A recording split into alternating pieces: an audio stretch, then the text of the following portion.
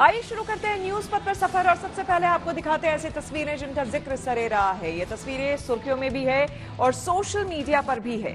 इनसे आपका बाखबर होना बेहद जरूरी है क्योंकि चौराहे पर इन्हीं की चर्चा है और चर्चा वीर जवानों की भी है जो हमारे आपके दिलों में हमेशा बसते रहे।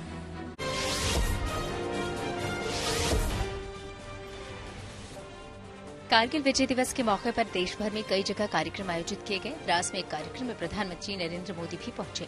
इस दौरान उन्होंने कारगिल के वीरों को नमन किया, साथ ही कहा कि जिन जवानों ने देश के लिए बलिदान दिया वो हमेशा अमर रहते हैं। इस मौके पर पीएम ने कारगिल के जाबाजों के परिवारों से भी मुलाकात की। पंजाब से आम आदमी पार्टी के राज्यसभा सांसद हरभजन सिंह ने दिल्ली के सीएम अरविंद केजरीवाल की पत्नी सुनीता केजरीवाल से मुलाकात की। साथ ही इस मुलाकात की तस्वीर सोशल मीडिया पर भी शेयर की। हरभजन ने कहा कि वो अरविंद केजरीवाल और आम आदमी पार्टी के साथ मजबूती के साथ खड़े हैं।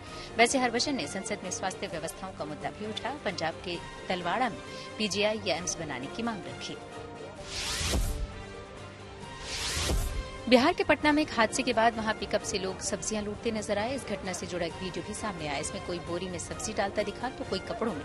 वही हादसे के बाद पिकअप वैन का ड्राइवर गाड़ी छोड़कर भाग गया। मध्य प्रदेश के मंदसौर में लंबे समय बाद बारिश होने पर गधों को गुलाब जामुन खिलाए गए। दरअसल पिछले दिनों स्थानीय लोगों ने परंपरा के मुताबिक श्मशान में कुछ गधों के साथ हल चलाया था। मान्यता है कि इससे वहां बारिश होती है। ऐसे में अब जब बारिश हुई तो ढेर सारे गुलाब जामुन गधों के सामने रखे गए। गधों ने भी इनका खूब स्वाद चखा। उत्तराखंड के मदमहेश्वर धाम में फंसे यात्रियों को हेलीकॉप्टर के जरिए सफल रेस्क्यू किया गया। दरअसल मदमहेश्वर पैदल यात्रा मार्ग पर मुरखंडा नदी पर बनाया गया लकड़ी का अस्थायी पुल भारी बारिश की वजह से टूट गया था। लिहाजा धाम में फंसे तीर्थ यात्रियों और स्थानीय लोगों के लिए प्रशासन ने हेलीकॉप्टर भेजा और उन्हें सुरक्षित निकाल लिया। जिंदगी का सफर सुहाना हो इसके लिए सावधान रहना जरूरी है। रोजमर्रा की आपाधापी में कुछ देर बैठकर सोचना समझना भी जरूरी है कि आपके आसपास क्या हो रहा है और जो कुछ हो रहा है उससे हमारी जिंदगी, हमारा परिवार कैसे प्रभावित हो सकता है। इसलिए हॉर्न बजाकर बाखबर करने वाली खबर जरूरी होती है। और आज की ये खबर माया नगरी मुंबई की सड़कों पर जानलेवा गड्ढों से जुड़ी हुई है। बीएमसी हर साल मुंबई की सड़कों के गड्ढे को छिपाकर उनको सुंदर बनाने का दावा करती है, लेकिन पहले ही बारिश में बीएमसी की पोल खुल जाती है और सड़कों पर जगह जगह बड़े बड़े गड्ढे हो जाते हैं और ये गड्ढे हादसों को दावत देते हैं। एक आंकड़े के मुताबिक मुंबई की सड़कों पर अब तक 8,582 गड्ढे बन चुके हैं। ऐसे में बीएमसी के खिलाफ कई जगह आंदोलन भी हो रहे हैं, लेकिन बीएमसी के अधिकारियों को इसकी जरा भी फिक्र नहीं है। ऐसे में मायानगरी की सड़कों के जानलेवा गड्ढों से खुद भी सतर्क हो जाएं और दूसरों को भी सावधान करने के लिए हॉर्न बजाएं।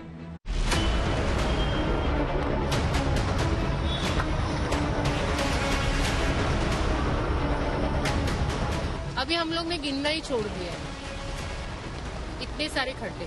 हर एक जो डिपार्टमेंट है वो अभी खड्डे को भी हमारा ये खड्डा नहीं है, ये आपका खड्डा नहीं है, उनका वही सब चल रहा है।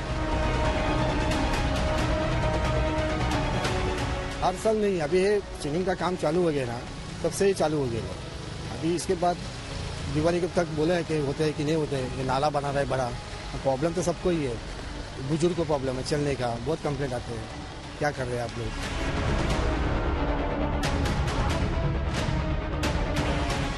हमारे जो सिस्टम है वो सब सिस्टम जो अपने वीआईपी लोग हैं उनके पीछे दौड़ रहे। आम आदमी मरे जे उसको कुछ देना नहीं है।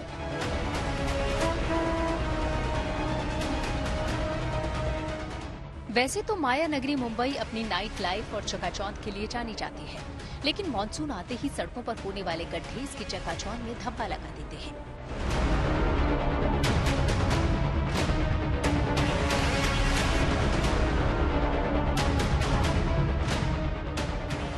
जो मुंबई अपनी रफ्तार के लिए जानी जाती है, उसी मुंबई पर बारिश ब्रेक लगा देती है और सड़कों के गड्ढे माया नगरी के विकास को मुंह चढ़ाते नजर आते हैं। भारी बारिश के दौरान मुंबई में गड्ढों की संख्या बढ़ जाती है। हर साल बीएमसी इन गड्ढों को भरने के लिए करोड़ों रुपए खर्च करती है। फिर भी भारी बारिश के बाद सड़कों पर फिर गड्ढे दिखने लगते हैं। बारिश की वजह से इन गड्ढों में पानी भर जाता है जो दुर्घटना की वजह बनते हैं।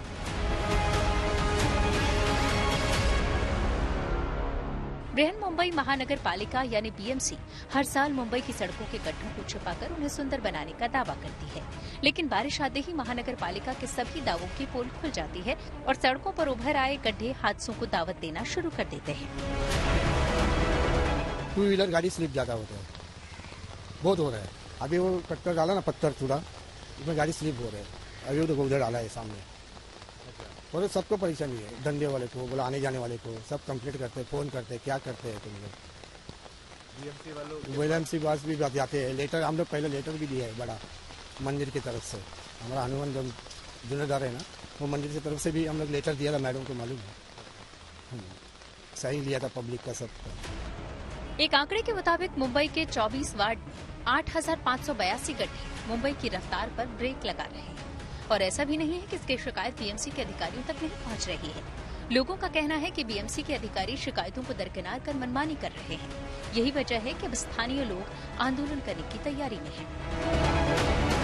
एक आंकड़े के मुताबिक मुंबई के 24 वार्डों में से 8,582 गड्ढे उभर कर आए हैं, और कुछ देर पहले हम गोरेगांव के जिस सड़क की बात कर रहे थे, यानी 168 गड्ढे वाला सड़क, उसकी शिकायत बृहन मुंबई महानगर पालिका के इसी कार्यालय में की गई है। खुद स्थानीय नगर सेविका यहां पहुंची हुई थी, कर्मचारियों को मौके पर ले गई, गड्ढों को दिखाया, और मरम्मत का काम अभी भी शुरू नहीं है। ऐसे में अब स्थानीय नगर सेविका जो है लोगों को लेकर 2 दिन बाद यहां पर जो है आंदोलन करने वाली हैं। कुछ खाएंगे नहीं, कुछ पिएंगे नहीं। आपको बताएं कि इस तरह के मामले मुंबई के कई जगहों पर देखे जा रहे हैं।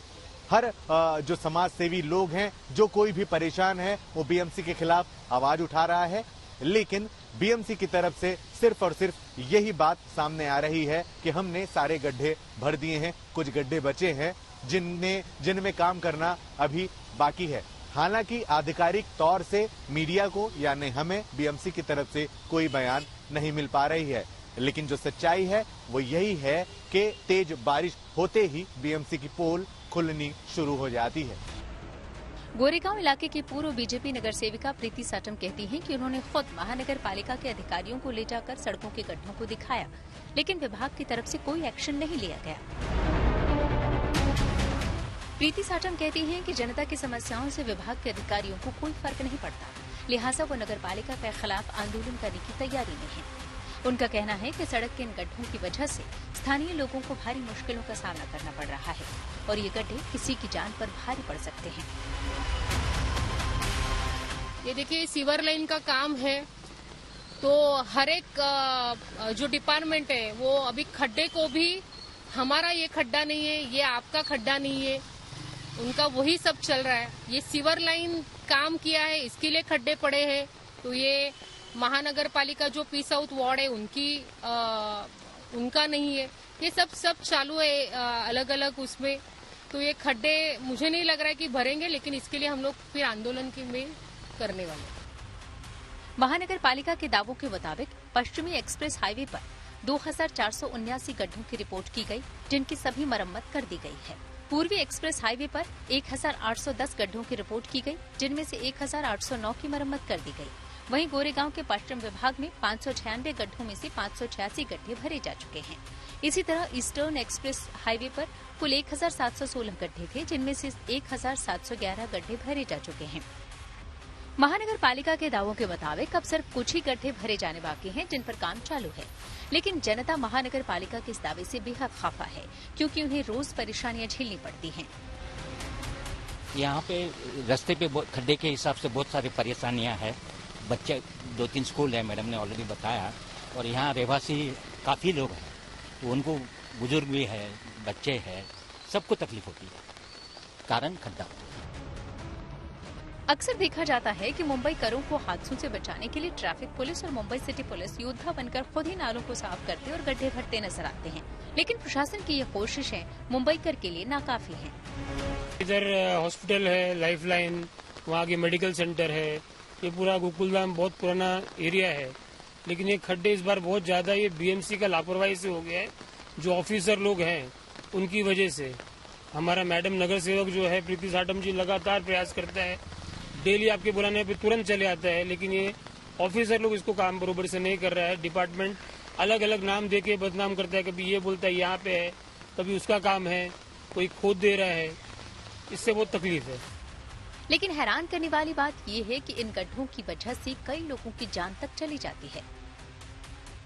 अगर आंकड़ों पर नजर डालें तो 2019 से 2023 के बीच गड्ढों की वजह से 158 लोगों की मौत हो चुकी है।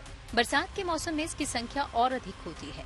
वहीं 2019 में सबसे ज्यादा 181 दुर्घटनाएं दर्ज की गईं, जिसमें 72 लोग मारे गए और 161 लोग घायल हुए थे। 2020 में 61 दुर्घटनाओं में 39 मौतें दर्ज की गईं, जबकि 2022 में सबसे कम दुर्घटनाएं दर्ज की गईं। मेरे प्रभाग ये जो 52 है, वहाँ पे इतने सालों से सीवर लाइन नहीं थी, लेकिन मेरे पार्षद के 5 साल में मैंने महानगर पालिका प्रशासनों से बहुत प्रयास करके यहाँ पे जो हमारा साई मार्ग है वहाँ पे हमने सीवर लाइन की काम की मंजूरी ली और काम भी शुरू किया।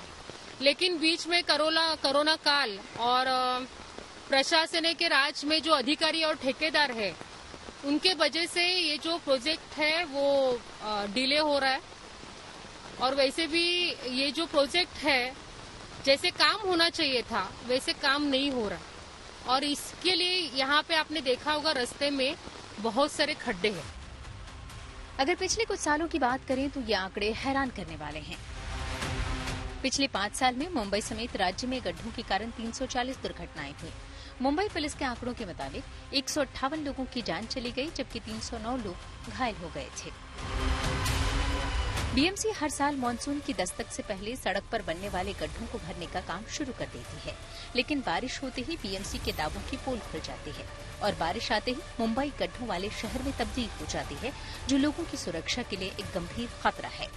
ऐसे में जरूरी है कि मायानगरी की सड़कों के गड्ढों से खुद सतर्क हो जाएं और दूसरों को भी सावधान करने के लिए हॉर्न बजाएं। मुंबई से Dharmendra Dubey, good news today. सांसदों, विधायकों और एमएलसी से मिले उत्तर प्रदेश के सीएम योगी आदित्यनाथ। फिर शाम को पहुंचे हैं दिल्ली। आइए सीधे आपको लिए चलते हैं न्यूज एक्सप्रेसवे पर, जहां देश भर की कुछ और जरूरी खबरें कर रही हैं आपका इंतजार। कांग्रेस सांसद राहुल गांधी यूपी के सुल्तानपुर की एमपीएमएलए कोर्ट में पेश हुए। इस दौरान उन्होंने एक मानहानि केस में अपना बयान दर्ज करवाया, साथ ही आरोपों को झूठा करार दिया और कहा कि ये केस राजनीतिक षड्यंत्र के तहत दायर किया गया है। वहीं राहुल के बयान के बाद कोर्ट ने दोनों पक्षों को सबूत पेश करने के निर्देश दिए। अब इस मामले की अगली सुनवाई 12 अगस्त को होगी। वैसे सुल्तानपुर से लौटते समय राहुल कई दुकानों पर भी रुके और कई लोगों का हालचाल लिया। राहुल जूते सिलने वाली एक दुकान पर भी गए। दिल्ली और एनसीआर में भारी बारिश हुई, जिसके बाद कई इलाके पानी से भर गए। महरौली के पास एमबी रोड पर सड़कों पर पानी ही पानी नजर आया। इससे ट्रैफिक भी रेंगता दिखा। वहीं नई दिल्ली रेलवे स्टेशन के पास पानी में नाव चलाने जैसी स्थिति बन गई। इधर धौला कुआं और भीकाजी कामा प्लेस के पास भी गाड़ियां पानी में डूबी दिखी। इतना ही नहीं, आजाद मार्केट के पास अंडरपास पर पानी भर गया, जिससे कई ट्रक और टेम्पो वहीं फंस गए। यूट्यूबर एल्विश यादव एक बार फिर से विवादों में घिर गए। उन पर काशी विश्वनाथ मंदिर के प्रतिबंधित रेड जोन क्षेत्र में तस्वीर खिंचवाने का आरोप लगा। इस मामले की शिकायत कुछ लोगों ने संयुक्त पुलिस आयुक्त हेडक्वार्टर में की। दरअसल एल्विश यादव ने बाबा काशी विश्वनाथ के दर्शन किए थे और फिर स्वर्ण शिखर के पास ये तस्वीर भी खिंचवाई थी। हालांकि फिर जैसे ही ये तस्वीर वायरल हुई तो कुछ लोगों ने इस पर विरोध जताया। लोकसभा में नेता प्रतिपक्ष और रायबरेली से सांसद राहुल गांधी को नया सरकारी आवास अलॉट हो गया। उनके नए घर का पता दिल्ली में सुनहरी बाग बंगला नंबर 5 होगा। इसी बंगले का राहुल गांधी और प्रियंका गांधी ने खुद जाकर निरीक्षण भी किया। बिहार के मुंगेर में कुछ कांवड़िए हनुमान जी की एक बड़ी मूर्ति को अपने कंधों पर उठाई नजर आए। दावा है कि इस मूर्ति का वजन करीब 200 किलो है। कोलकाता के ये 50 कांवड़िए इसी तरह कांवड़ लेकर पैदल झारखंड के बाबा बैद्यनाथ धाम के लिए निकलते हैं। वो पिछले 5 साल से हर बरस ऐसा कर रहे हैं। खबरों के एक्सप्रेसवे से आगे रुक करते हैं सियासी ढाबे का, जहां आज की सबसे दिलचस्प खबर मौजूद है। कारगिल विजय दिवस के अवसर पर प्रधानमंत्री नरेंद्र मोदी लद्दाख के द्रास सेक्टर पहुंचे और वीर शहीदों को श्रद्धांजलि दी।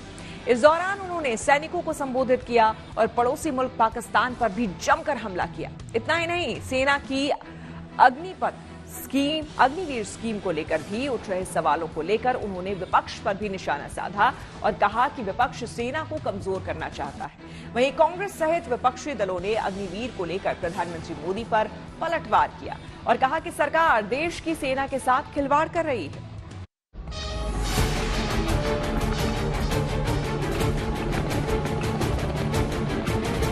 भारत माता की, भारत माता की, भारत माता की।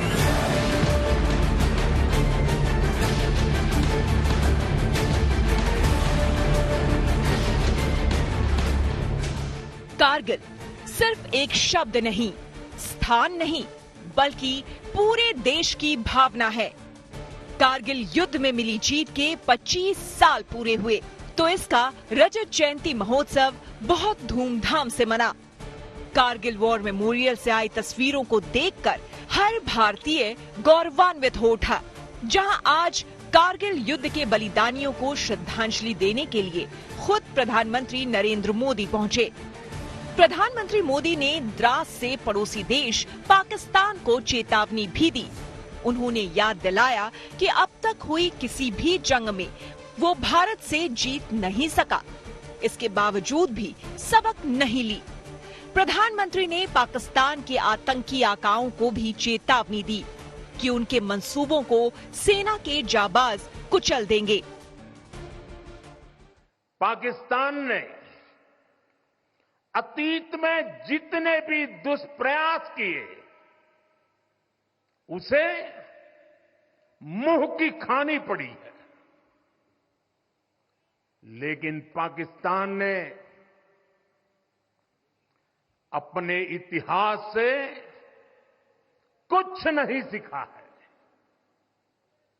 वो आतंकवाद के सहारे, प्रॉक्सी वॉर के सहारे अपने आप को प्रासंगिक बनाए रखने का प्रयास कर रहा है। आज जब मैं उस जगह से बोल रहा हूं जहां आतंक के आकाओं को मेरी आवाज सीधे सुनाई पड़ रही है, मैं आतंकवाद के इन सरपरस्तों को कहना चाहता हूं कि उनके नापाक मंसूबे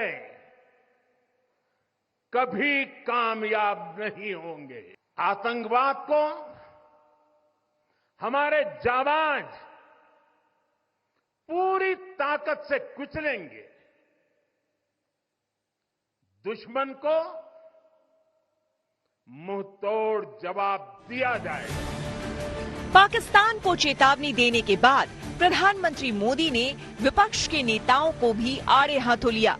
प्रधानमंत्री मोदी ने सेना की अग्निपथ योजना को लेकर राजनीति कर रहे विपक्ष पर भी जोरदार हमला किया। यही नहीं, उन्होंने ये भी कहा कि अगर विपक्ष आज सरकार में होता तो विजय दिवस का उत्सव भी नहीं मना रहा होता। अग्निपथ योजना के जरिए देश ने इस महत्वपूर्ण सपने को एड्रेस किया है। अग्निपथ का लक्ष्य सेनाओं को युवा बनाना है। अग्निपथ का लक्ष्य सेनाओं को युद्ध के लिए निरंतर योग्य बनाए रखना है। दुर्भाग्य से राष्ट्रीय सुरक्षा से जुड़े इतने संवेदनशील विषय को कुछ लोगों ने राजनीति का विषय बना दिया है। कुछ लोग सेना के इस रिफॉर्म पर भी अपने व्यक्तिगत स्वार्थ में झूठ की राजनीति कर रहे हैं। ये वही लोग हैं जिन्होंने सेनाओं में हजारों करोड़ के घोटाले करके हमारी सेनाओं को कमजोर किया। ये वही लोग हैं जो चाहते थे कि एयरफोर्स को कभी आधुनिक फाइटर जेट न मिल पाए। ये वही लोग हैं जिन्होंने तेजस फाइटर प्लेन को भी डिब्बे में बंद करने की तैयारी कर ली थी। प्रधानमंत्री के इस बयान के बाद विपक्ष ने फिर से अपना रुख दोहराया। और कहा कि उनकी सरकार आई तो वो अग्निवीर स्कीम को हटा देंगे।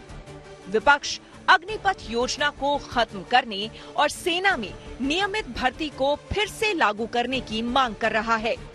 कांग्रेस के साथ साथ उसके सहयोगी दल के नेता भी अग्निपथ पर प्रधानमंत्री मोदी के बयान को खारिज कर रहे हैं।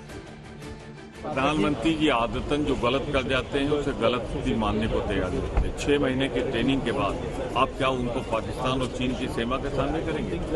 जो सेना है आपके सामने जिसे आज आप संबोधित कर रहे थे, ये विश्व विजयी सेना है, भारत की बहादुर सेना है। मैं उनकी शहादत को कारगिल पे प्रणाम करता हूँ, सलाम करता हूँ और इसे या तो समाप्त कर दें मोदी जी, या जब हमारी सरकार आएगी हम समाप्त। अग्निवीर से पूछिए ना, यूथ से पूछिए, मतलब कमाल है। प्रधानमंत्री जी को अभी भी 240 के लाले पड़ने के बाद भी मैसेज नहीं जा रहा है ना। जाएगा भी कैसे? भैंस, मंगलसूत्र, मुजरा, टोटी काट लेगा, बिजली काट देगा। प्रधानमंत्री मोदी ने कहा कि सच्चाई ये है कि अग्निपथ योजना से देश की ताकत बढ़ेगी और देश का युवा भी मातृभूमि की रक्षा के लिए आगे आएगा। लेकिन विपक्ष इस पर भी राजनीति कर रहा है। इससे सेना का मनोबल गिरेगा। Bureau report, good news today. News पथ पर आगे है धन बाजार, जहां शेयर बाजार से लेकर कारोबार तक की सभी अहम खबरें होती हैं, जिसका सीधा रिश्ता आपकी आमदनी आपकी जेब से होता है। तो तेज रफ्तार खबरों के बीच ये जरूरी खबरें छूट न जाए, इसलिए सीधे आपको लिए चलते हैं धन बाजार। बजट से पहले और बजट के बाद शेयर बाजार में आई गिरावट के बाद अब बाजार में फिर से हरियाली लौट आई। हफ्ते के आखिरी कारोबारी दिन शेयर बाजार में तूफानी तेजी देखने को मिली। सेंसेक्स 1293 अंक उछलकर 81,333 पर बंद हुआ। वहीं निफ्टी भी 429 अंकों पर चढ़ा। ये 24,835 पर पहुंच गया। बैंक, आईटी और ऑटो समेत सभी सेक्टरों के शेयरों में तेजी रही। लगातार गिरावट के बाद सोने चांदी की कीमतों में तेजी आई। दिल्ली सर्राफा बाजार में शुक्रवार को सोना 50 रुपए महंगा हुआ। इसके साथ ही अब दिल्ली में 10 ग्राम सोने की कीमत बढ़कर 70,700 रुपए हो गई। वहीं चांदी की कीमत भी 400 रुपए उछली। अब दिल्ली में 1 किलो चांदी की कीमत बढ़कर 84,400 रुपए पर पहुंच गई। शनिवार को दिल्ली में नीति आयोग की गवर्निंग काउंसिल की बैठक होगी, जिसकी अध्यक्षता पीएम मोदी करेंगे। इस बैठक में साल 2047 तक भारत को एक विकसित राष्ट्र बनाने के लक्ष्य पर जोर होगा। साथ ही इस लक्ष्य को हासिल करने में राज्यों की भूमिका पर भी विस्तार से चर्चा होगी। फ्रांस की कार कंपनी रेनॉल्ट ने अपनी नई कार रेनॉल्ट डस्टर को ग्लोबल बाजार में उतार दिया। कंपनी ने इसे सबसे पहले तुर्की में लॉन्च किया है। वहां इसकी कीमत 12,49,000 टर्किश लीरा रखी गई है, जो भारतीय रुपयों के हिसाब से इसकी कीमत तुर्की में करीब 32 लाख रुपए है। आइए अब रुक करते हैं प्रगति मार्ग का, जहां ऐसी खबरें हैं जो कि देश की तरक्की, प्रगति और लोगों की काबिलियत दिखाती है। प्रगति मार्ग में आज बात अनोखी गिफ्ट्स की दुनिया की, जी हां, जो कि दिल्ली के प्रगति मैदान में सजी है। यहां एक ही छत के नीचे 3,500 ब्रांड के करीब 30,000 प्रोडक्ट्स रखे गए हैं। इनमें कई अनोखे उत्पाद भी हैं। 3 दिनों का ये एक्सपो गुरुवार से शुरू हुआ है और ये शनिवार तक चलेगा।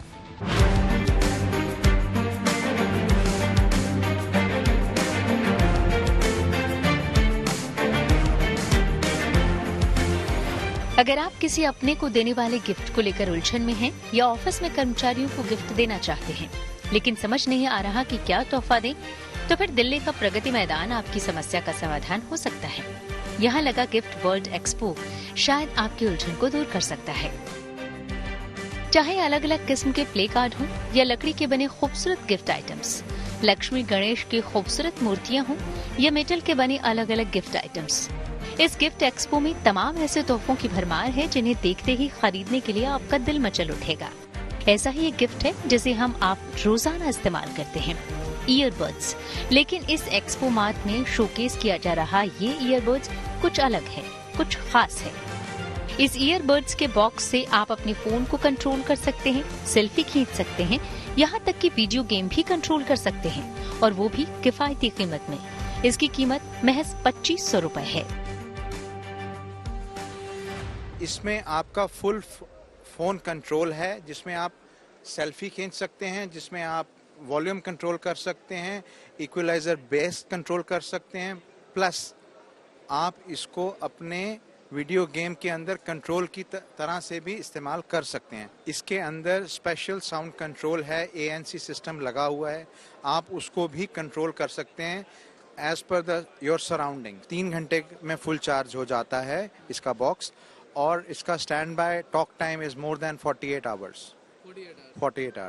और वैसे भी ये करीब इन स्टैंड बाय टाइम में 400 आवर्स आप कहीं भी यूज बिना चार्ज किए रख सकते हैं। इस खास एक्सपो में कुछ ऐसे भी गिफ्ट हैं जो सिर्फ आपके घर की खूबसूरती ही नहीं बढ़ाते, बल्कि आपकी जिंदगी बदलने की भी ताकत रखते हैं। जी हाँ, मोटिवेशनल कोट्स, जिसका एक बहुत बड़ा बाजार है, क्योंकि जब आप खुद को बेहद अकेला और कमजोर महसूस करते हैं, तब यही शब्द आपको आपकी ताकत का एहसास कराते हैं। सिंपल सी चीज है जो सबको पता है कि out of sight out of mind. अगर हमारी चीज, कोई भी चीज जो है हमारे सामने नहीं है, वो हमारे माइंड से निकल जाती है। तो इसका ऑपोजिट भी ट्रू है। इसका ऑपोजिट क्या है कि अगर वो हमारी साइट में रहेगा कोई चीज़, तो वो हमारे माइंड में भी रहेगा। तो जैसे कि for example this cube is inspired by Buddha, तो इसमें बुद्धा के जो है अपना कोट्स लिखे हुए हैं चारों तरफ अपना। तो अगर ये चीज़ हमारे टेबल पे पड़ी है तो हम इसको हर रोज़ देख रहे हैं, हमारी साइट में है, तो अगर हमारी साइट में है तो हमारे माइंड में भी है, तो हम इसको इम्प्लीमेंट भी करेंगे लाइफ में और इसको अप्लाई भी करेंगे। तो प्रगति मार्ग में चल रहे इस गिफ्ट एक्सपो में कई ऐसी चीजें भी हैं जिनका चलन इन दिनों खूब है, जैसे ये प्ले कार्ड। अब तक इसका इस्तेमाल सिर्फ गेमिंग के लिए होता था, लेकिन अब ये नए रंग रूप में कॉर्पोरेट गिफ्ट आइटम के तौर पर भी इस्तेमाल हो रहा है। इस प्ले कार्ड की खासियत ये है कि ये कस्टमाइज होता है, यानी आप इस पर जो चाहे लिखवा सकते हैं, जिसकी चाहे उसकी तस्वीर लगा सकते हैं। इंडिया के अंदर भी बहुत डिमांड है अभी, मतलब इंडिया में ऑलमोस्ट कस्टमाइज प्लेइंग कार्ड्स का उसका बहुत बड़ा उसका मार्केट है। अभी ईयर टू ईयर ग्रोथ हो रहा है, इसलिए अभी हम लोग भी एग्जीबिशन में पार्टिसिपेट ले रहे हैं, जहाँ पे और लोगों को पता चले कि कस्टमाइज प्लेइंग कार्ड्स भी होते हैं, क्योंकि कॉर्पोरेट गिफ्टिंग का मार्केट तो उसका बहुत बड़ा मार्केट है, मोर देन 10,000 करोड़ है। प्रगति मैदान में गिफ्ट वर्ल्ड एक्सपो का ये 25वां संस्करण है, जो कि कल यानी गुरुवार से शुरू हो गया है और शनिवार तक चलेगा। एक्सपो में 600 से ज्यादा प्रदर्शक शामिल हैं, साथ ही 3,500 से अधिक ब्रांड के साथ 30,000 उत्पादों के स्टॉल लगाए गए हैं। दिल्ली से मनीष चौरसिया के साथ bureau report, good news today. News पर के सफर में अब सोशल अड्डा का रुख करते हैं, जहां आज बात होगी हिमाचल प्रदेश की। दिल्ली समेत तमाम शहरों से बड़ी संख्या में सैलानी खूबसूरत वादियों वाले हिमाचल में घूमने जाते हैं। इस दौरान कई लोग अपने साथ प्लास्टिक की चीजें भी लेकर जाते हैं और वहीं छोड़कर आते हैं, जिससे कि राज्य में प्लास्टिक कचरा इकट्ठा हो जाता है और ये वहां के पर्यावरण को भी भारी नुकसान पहुंचाता है। इसी समस्या को देखते हुए हिमाचल प्रदेश हाईकोर्ट ने राज्य सरकार को उचित कदम उठाने का आदेश दिया है। मीडिया रिपोर्ट के मुताबिक हिमाचल प्रदेश हाईकोर्ट ने आदेश दिया है कि राज्य को प्लास्टिक फ्री बनाने के लिए कदम उठाए जाए। इसके साथ ही हाईकोर्ट ने सिक्किम और भूटान की तर्ज पर सैलानियों से ग्रीन टैक्स वसूलने का सुझाव भी दिया है, ताकि राज्य में साफ सफाई रखी जा सके। जस्टिस तरलोक सिंह चौहान और सुशील कुकरेजा की बेंच ने राज्य सरकार को आदेश दिया है कि वो सुनिश्चित करे कि टूरिस्ट कचरा इकट्ठा करने के लिए अपनी गाड़ी में प्लास्टिक बैग साथ लेकर आए। इससे पहले मार्च में कोर्ट ने शिमला नगर निगम को सॉलिड वेस्ट का निपटारा करने के लिए कड़े कदम उठाने का आदेश दिया था। इसके अलावा कोर्ट ने राज्य सरकार को आदेश दिया है कि 1 अगस्त को अगली सुनवाई तक इस मुद्दे पर एक स्पेशल टास्क फोर्स बनाए। हाई कोर्ट ने लाहौल स्पीति के डिप्टी कमिश्नर से टूरिस्ट के लिए ग्रीन टैक्स और उसके उपयोग पर एक हलफनामा भी दाखिल करने को कहा है। हाई कोर्ट ने हिमाचल सरकार से ये भी कहा है कि बाहरी राज्यों की प्लास्टिक कंपनियों को रजिस्टर करें और राज्य में आने वाली प्लास्टिक पर नजर रखें और अवैध रूप से प्लास्टिक लाने वालों पर भारी जुर्माना लगाएं। जाहिर है हिमाचल हाईकोर्ट का ये आदेश राज्य के पर्यावरण को बचाने और साफ सुथरे पर्यटन को बढ़ावा देने के लिए। इस मुद्दे पर हमने दिल्ली में कुछ टूरिस्ट से बात की और उनकी राय जानी। हिमाचल की हाईकोर्ट ने अब कहा है कि टूरिस्ट जो पहुंचते हैं पहाड़ों पर, उनसे अब ग्रीन टैक्स लिया जाएगा। गंदगी वहां बहुत ज्यादा होती है टूरिस्ट की वजह से, कहीं ना कहीं ये माना गया है, इस वजह से उनसे अब ग्रीन टैक्स वसूला जाएगा। हमारे साथ कुछ लोग हैं, दिल्ली एनसीआर के हैं और सबसे ज्यादा मेरे ख्याल से दिल्ली एनसीआर से ही लोग पहाड़ों पर जाते हैं।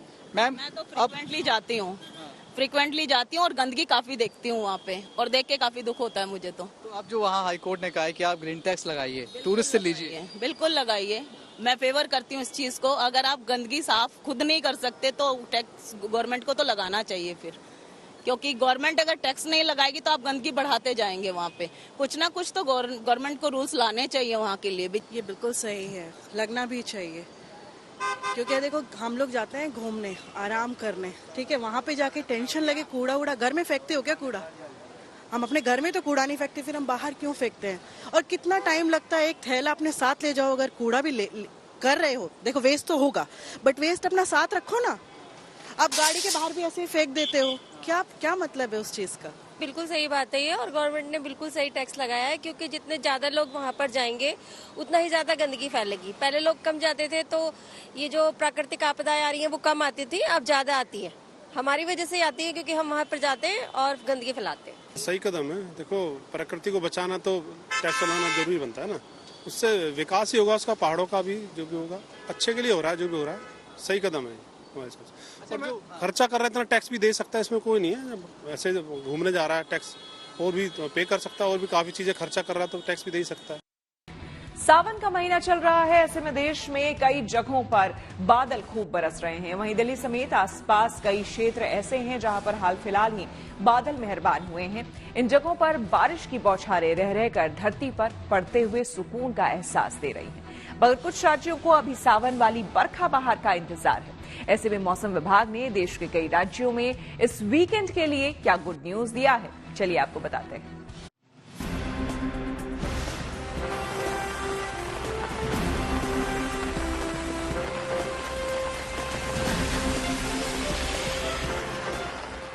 पिछले 2-3 दिन से दिल्ली के आसमान से बदरा रह रह कर बरस रहे हैं, तभी तो राजधानी के कुछ इलाके पानी से तरबतर दिख रहे हैं। मौसम विभाग ने भी इस वीकेंड के लिए गुड न्यूज दी है। दिल्ली में अगले 2-3 दिन बारिश के आसार बने हुए हैं। बरखा बहार राजधानी और आसपास के आसमान पर तो आई है, मगर उमस बनी हुई है। गनीमत है गर्मी की तपिश से फिलहाल 2-4 होना नहीं पड़ रहा। सावन का आगाज क्या हुआ, देश के कई राज्यों में तो मौसम का मिजाज ही बदल गया। चारों तरफ भीगा भीगा मौसम और ठंडी ठंडी हवाएं मानो सुकून का एहसास दिला रही हैं। उधर पहाड़ों पर मौसम खुशगवार तो हुआ है, मगर कुछ परेशानियों से भी 2-4 होना पड़ रहा है। मौसम विभाग की ओर से इस बरसाती मौसम के लिए उत्तराखंड और हिमाचल प्रदेश में खास तौर से अलर्ट है। उत्तराखंड के देहरादून, नैनीताल और बागेश्वर में बारिश का येलो अलर्ट है। पिछले 24 घंटे में देहरादून, नैनीताल, बागेश्वर, पौड़ी और चमोली में बारिश हुई। वहीं मौसम विभाग की माने तो पूर्वी और पश्चिमी उत्तर प्रदेश में भी आने वाले 3 दिनों तक बारिश की संभावना बनी हुई है। प्रदेश के 17 जिलों में भारी बारिश का येलो अलर्ट है।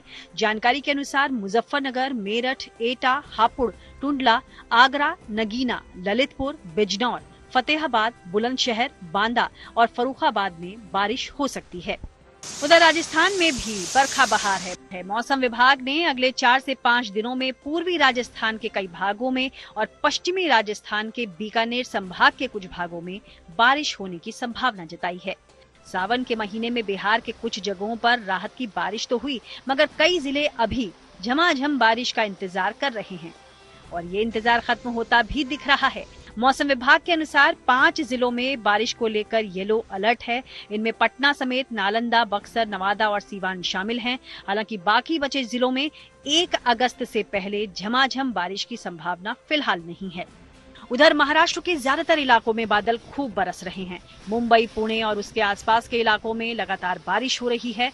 मौसम विभाग ने मुंबई, पुणे और रायगढ़ जिले के लिए रेड अलर्ट जारी किया है। मौसम विभाग ने मुंबई, पुणे और रायगढ़ जिले के लिए रेड अलर्ट जारी किया है। फिलहाल तो हरियाली और ताजगी देने वाला सावन आने के बाद से देश भर के कई राज्यों में मौसम सुहावना बना हुआ है। कहीं बदरा दिल खोलकर बरस रहे हैं, तो कहीं रूठे बादल भी अब मानते दिख रहे हैं और कहीं अभी सावन वाली बरखा बहार का बेसब्री से इंतजार है। Bureau report, good news today. इसी के साथ न्यूज पथ में मेरे यानी कि श्वेता झा के साथ फिलहाल इतना ही। देश दुनिया की तमाम पॉजिटिव खबरों के लिए देखते रहिए गुड न्यूज टुडे।